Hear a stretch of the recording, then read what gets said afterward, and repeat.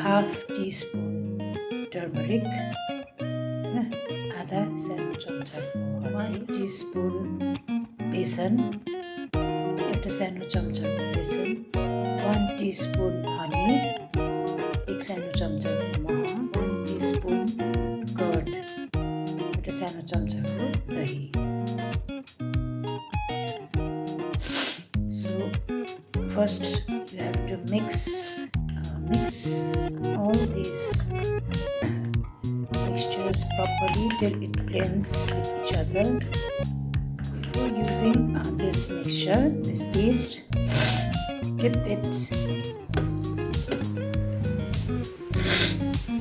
Okay guys, अब म त्यो जुन चाहिँ हिजो मैले बनाएको थिएँ त्यो पेस्ट त्यो लगाउन गइरहेको छु हैन. त्यो लगाउन अगाडि के भन्छु भने यो चाहिँ एकदमै स्मुथ स्किन को लागि हो हैन. यसले लगाएपछि चाहिँ ग्लो हुन्छ किनकि यसमा मैले देखाइहालेँ के को मिक्सचर छ. हनी, बेसार, बेसन अनि दहीको मिक्सचर छ. तपाईँहरूले डिस्टर्ब नगरोस् भनेर अहिले चाहिँ मुख एकदम राम्रोसँग धुने. म चाहिँ भर्खर नुहाएर आएको छु त्यही भएर मुख धुनु परेन हैन. अनि कपाल चाहिँ पुरै या हेयरब्यान्ड छ भने हेयरब्यान्ड लगाए पनि हुन्छ. अब लगाउनु त हातले लगाए पनि हुन्छ बट म चाहिँ हातले लगाउँदिनँ किनकि यसमा हर्दी छ नि त, पहेँलो हुन्छ. त्यही भएर if you have this blender or cotton जे छ त्यही धेरै नै तपाईँले यसरी होइन यसरी मिक्स गर्ने. अनि त्यसपछि यस्तो राउन्ड भएर चाहिँ अलमोस्ट लगाइसकेँ. लगाउँदाखेरि घाँटीमा लगाउनु चाहिँ कहिले पनि नबिर्सिनु किनभने हाम्रो घाँटी पनि सफा हुनु पर्यो र घाँटीमा पनि हाम्रो रिङ्कल हुन्छ नि त. यसरी लगाइसकेपछि 15 minutes to half an hour चाहिँ it should get dried. Dry भन्ने पुरै कक्रक्क भनेर नराख्नुहोस् है, फेरि अझै रिङ्कल हुनसक्छ.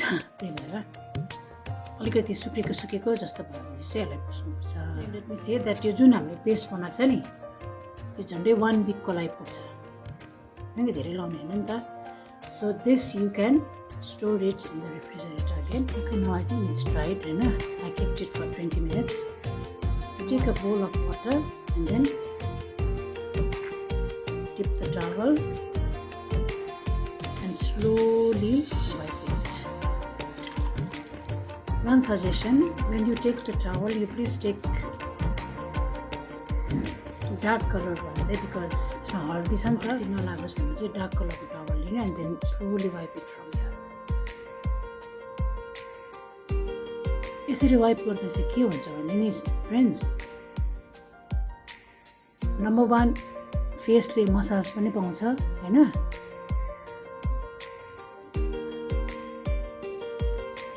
अनि number 2 you can save water. धारामा गएर धुयो भने त you need plenty of water. I mean त्यही भएर यसरी गऱ्यो भने चाहिँ सबैतिर राम्रोसँग पुछिन्छ पनि अनि you can save water.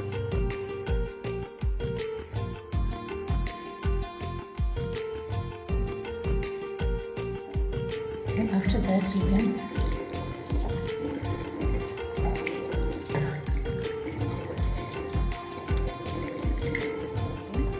wipe it.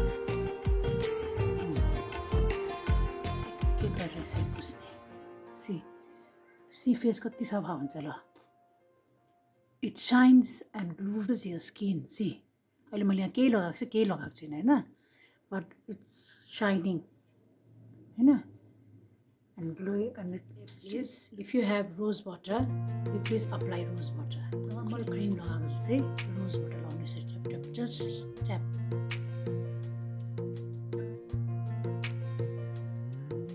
See, you can feel smooth हैन plus clean. After that rose water dries up, then you use your daily moisturizer cream. के चलाउँछ आफ्नो तपाईँले के चलाउँछ. So whatever moisturizing cream you use, I always use this face shield. अब खासमा त यो sunscreen हो, but then it has become my regular cream. So आफ्नो जे छ त्यही moisturizing.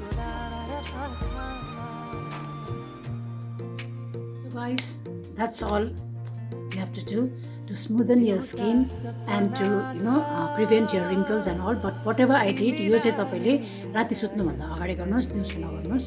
It will be more beneficial if you do this process before you go to bed. किनभने रातभरिमा यो सबैले काम पनि गर्छ हैन, and it smoothens your skin, brings the shininess हैन. So जति हामी एज हुँदै गयो त्यति we need to our face needs more moisturiser, more vitamins, it needs more care भन्नु खोजेको. That is why, so if you don't want your skin to age, or if you don't want your skin to get dry and all, please give a try and then see my face without makeup. See, it's little bit shining, plus आफूलाई एकदम सफा glow feel भइरहेछ. So guys please go for it. I am not doing it myself, I saw it in YouTube. Preeti Prerana भन्ने beautician हुनुहुन्छ, मैले उहाँको चाहिँ follow up गर्छु. सो उहाँकै टिप्स चाहिँ मैले तपाईँहरूसँग सेयर गरेको. So guys please go for it. All want a glowing skin and don't want to age, then this is a 7-day challenge. So 7 दिनमा चाहिँ तपाईँहरूले आफ्नो फेसलाई चेन्ज भएको देख्नुहुन्छ. मैले ट्राई गरेको यस्तै 4 दिन जस्तो भयो है. This is my 5th day. So go for it and do subscribe my channel if you have not subscribed so far, and if you have any tips please write in my comment box हैन. तपाईहरुले चित्त बुझ्यो भने गर्नु, किनभने यो जति पनि इन्ग्रेडियन्ट्सहरु छ यसले पनि कुनै पनि साइड इफेक्टहरु पार्ने छैन. यो सबै चाहिँ के भन्छ अर्ग्यानिकै हो. त्यही भएर any age, teenager, young woman and grown up woman जसले पनि गर्न सक्ने यो चाहिँ च्यालेन्ज हो. So please go for it and try for it and make your skin glow. Especially जसको मुखमा धेरै एक्नीहरू आउँछ नि हो तिनीहरूको लागि पनि हो. It reduces acne. यो जति पनि इन्ग्रिडियन्ट्सहरू छ यो सबै एक्नी प्रिभेन्ट गर्नेहरू छ, अनि एन्टी एजिङ पनि छ है. So those who want to prevent your face from acne, मेरो एउटा पनि छैन acne, but those who have acne they can go for it, and those who don't want to age early they can go for it.